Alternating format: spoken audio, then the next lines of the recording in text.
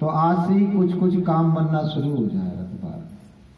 लेकिन ऐसी कचलित बुद्धि भरी हुई है कि मनमाने तरीके से हम अपना काम करना चाहते हैं। क्या इतना समझा दूं, समझते ही नहीं, मानने को तैयार ही नहीं। अरे भैया, हमारे गुरु महाराज कहते हैं कि मैंने अपने गुरुदेव की कृपा लेके और उन्होंने जो सत्य पथ का रास्ता बताया, कलयुग का सुगम पंथ बताया, साधना करने का सहयोग बताया, उस साधना को करके मैंने अपने जीवन काल में मैंने परमात्मा को पाया, मैंने परमात्मा को पा लिया।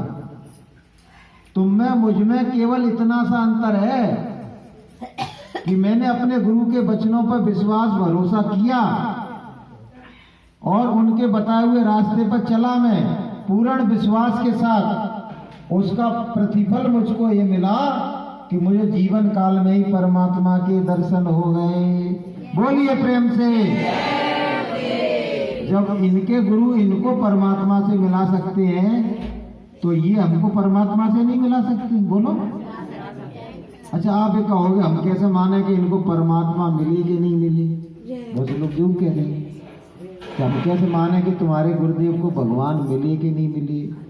तो हम ये कह रहे हैं कि अगर उनको भगवान नहीं मिले तो भगवान क्या खाता है, क्या पीता है, कहाँ रहता है, कितने तत्वों का शरीर है, ईश्वर का कैसा लोक है, ब्रह्म का कैसा लोक है, पारब्रह्म का कैसा लोक है, तुम्हारा अनामी धाम कैसा है, उसका पूरा खुल्लम खुल्ला भेद गुरुदेव कैसे बता देते थे? बोलो, कैसे बता दे? वो देवी देवताओं के बारे में, वहाँ के रहन सहन के बारे में, वहाँ के खान पान के बारे में, वहाँ के चाल चलन के बारे में कैसे बता देते थे? कोई दूसरा तो बता ही नहीं पाता है। मैंने हजारों लोगों के मुंह से कथाएं सुन ली, हजारों लोगों के मुंह से, किसी ने नहीं बताया। कईयों संतों के मैंने प्रवचन सुन लिए, ऊपर का भेद कोई नहीं बताता है। यहाँ का अच्छे से अच्छा बता देगा, वेदों पुराणों का बता देगा, गीता रामायण का बता देगा, भागवत का बता देगा, लेकिन ऊपर के मंडलों का वर्णन कोई भी नहीं करता है। कोई करता हो तो बता दो। और हम तो ये भी कह रहे हैं कि जो भक्त में जो सदगुरु बन गए हैं ना, वो भी ऊपर के मंडलों का वर्णन नहीं करते। अगर वो करते ना तो शीश उनके चरणों में हमारा वैसे ही झुक जाता, किसी को समझाने की जरूरत नहीं पड़ती, हमारी समझ में आ जाता कि वहां जाते हैं जब तो वर्णन करते हैं। तो केवल हमको तो ये गुरुदेव ही मिले ऐसे जो कि सब कुछ वर्णन करके, सबका भेद बता के और जुक्ति बता के, साधन बता के, और वो हमको वहां ले जाने की बात करते हैं। कोई दूसरा तो करता ही नहीं, दूसरा बात ही नहीं करता, ले जाने की तो बात छोड़ दो। तो हमको तो अपने गुरुदेव पर भरोसा करना चाहिए। आपको आज से संकल्प लेना चाहिए बहनों भाइयों कि मैं अपने गुरुदेव के वचनों पर विश्वास करूंगा और उनके बताए हुए मार्ग पर चलूंगा।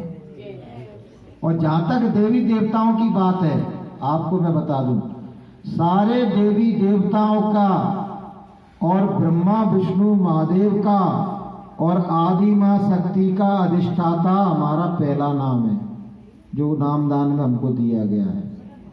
पहला नाम है, उनने ही सबको बनाया है। और जब हम उनका नाम ले रहे हैं तो कोई बचा?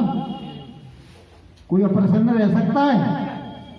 कोई भी उनका नाम जो ले रहा है उससे कोई भी देवी देवता नाखुश नहीं हो सकता है। सब उस पर मेहरबान रहेंगे, सब उस पर प्रसन्न रहेंगे और सब उस पर कदरदार रहेंगे। मैं आपको अपनी बात बता रहा हूं।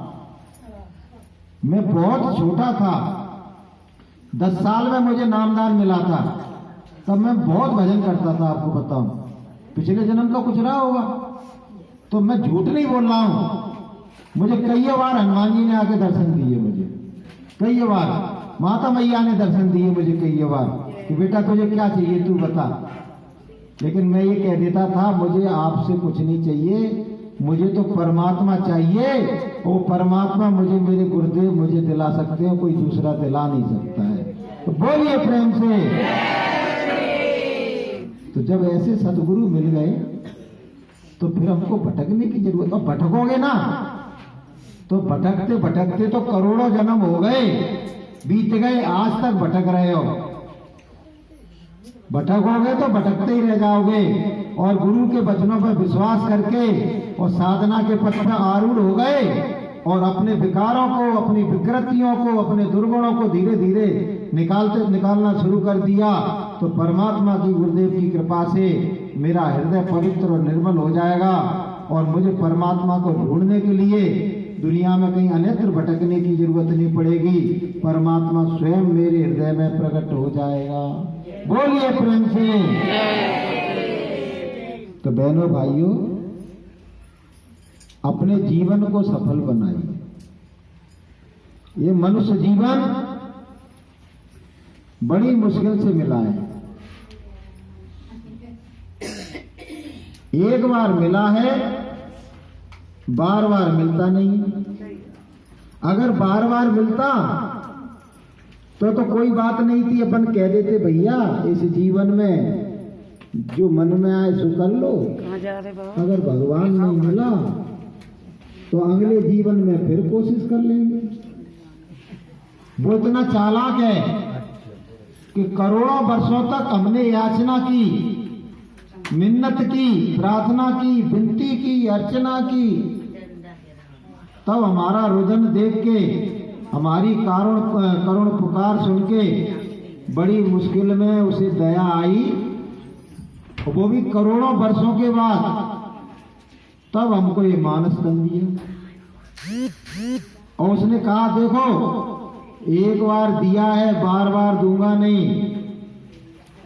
मैं तुमको पूरी आजादी देता हूं, अच्छा करना, बुरा करना, पाप करना, पुण्य करना, धर्म करना, अधर्म करना, नीति पे चलना चाहे अनीति पे चलना, मैं तुमको रोकने आने वाला नहीं हूं। और चाहो तो तुम अपनी जीवात्मा का कल्याण कर लेना, और चाहो तो जीवात्मा को हमेशा हमेशा के लिए फिर से 84 नरकों में धकेल देना। पूरी आजादी देके उसने हमको भेजा है, लेकिन फिर मुझसे शिकायत नहीं करना। जब मनुष्य जीवन हाथ से निकल जाए तो मैं तुम्हारी एक बात सुनने वाला नहीं हूं कि जो फल पाके भूमि गिरे बहुर न लागे डार, और मानस जीवन दुर्लभ है मिले न बारंबार। तो एक बार दिया उसने, और एक बार देने के बाद तुमने इसका मिसयूज किया, इसका दुरुपयोग किया, तो फिर वो सख्त से सख्त सजा देता है। अगर मनुष्य जीवन में आके हम यदि पाप कर रहे हैं तो हमारी आत्मा के लिए हम बहुत ही बुरा कार्य कर रहे हैं, क्योंकि मनुष्य जीवन में आने के बाद फिर से हमको 84 नरकों में जाना पड़ेगा। दुनिया के जितने भी प्राणी हैं, गुरु महाराज कहते हैं, उन पे ना पाप लगता है और ना पुण्य लगता है। चाहे वो कुछ भी कर रहे हो, ना पाप लगेगा ना पुण्य लगेगा। उनका तो जो आहार है वो अपना आहार लेते, वो परमात्मा ने निर्धारित किया है। जैसे सर्प है, उसका चूहा आहार है, तो ये अगर चूहे को खा रहा है ना, तो ये उसका पाप नहीं लिखा जाएगा, अरे इसने जीव हत्या कर दी। उसका स्वभाव, उसका स्वरूप परमात्मा ने निर्धारित किया है कि वो ये खा के अपना भोजन, अपना पेट भरेगा। शेर हजारों जीवों को मार देता है, लेकिन उसमें पाप नहीं लगेगा। ये पाप और पुण्य केवल इंसानों पर लगता है। अगर पाप की राह पर चल रहे हो तो मरते समय तक इतने पाप इकट्ठे कर लोगे कि आपको अनंत समय तक उनको ढोना पड़ेगा। और सत्य की राह पर चल रहे हो, प्रभु मिलन की राह पर चल रहे हो, और थोड़ा थोड़ा भजन कर रहे हो, तो वो थोड़ा थोड़ा भजन भी धीरे धीरे करके इतना इकट्ठा हो जाएगा कि वो तुम्हारी आत्मा को सर्वदा के लिए काल के जाल